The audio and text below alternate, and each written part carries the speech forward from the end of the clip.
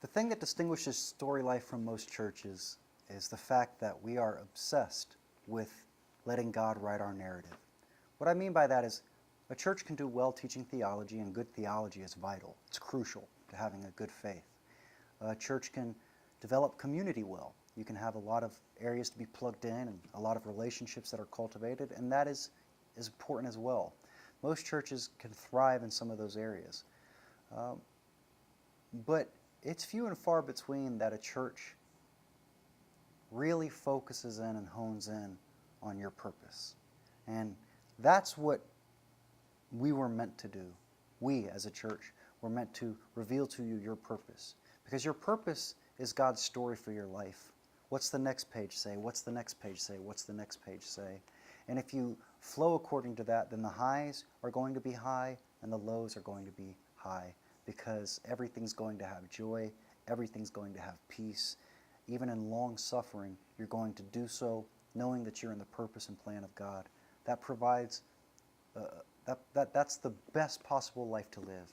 And at my church, the church that God's called me to pastor, it is my responsibility, yes, to teach you good theology, yes, to have community, but more than anything else, it's my responsibility to continually tell you God's story about your life. What it says in here, what it says through prayer, what it says prophetically about you. I'm going to remind you that you have a story that God wrote. You are written in the books, the volumes of eternity, and that we must open those scrolls, read them and digest them, and manifest them in the earth.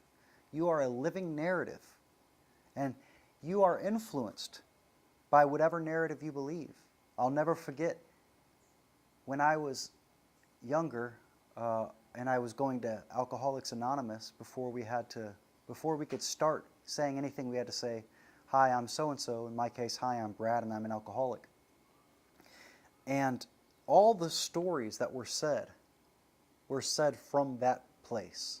All the stories that were told, "Hi, I'm so-and-so and I'm an alcoholic, and let me tell you the story about how alcohol ruined my marriage. Let me tell you the story about how alcohol led me to this place. Let me tell you," they were all rooted in this story that it started with, "Hi, I'm an alcoholic." It started with an identity that led into a narrative.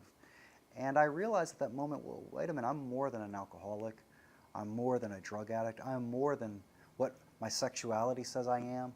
I'm more than what my education says I am. I'm more than what, I'm nothing more and nothing less than what God says I am. So let me discover what that is. And when I began to get into the book, and I began to understand my role in God's story, my life became clearer, my life became better, and God downloads and reveals things both through the revelation of His Word and through prophetic insight. And so I think that's why I exist. I exist to help you follow the path that I've walked down. I exist to show you, to be a living embodiment of what it's like when you hand yourself over to God who cares, a God who is invested, a God who has written about you and is waiting for you to look at the right book. Not the book of your education, not the book of your parents, not the book of your history, but is waiting for you to crack open what He says about you. So that's what we're fundamentally about. It's His story, your life. That's the best way to live, and that's what church should be, and that's what Story Life is.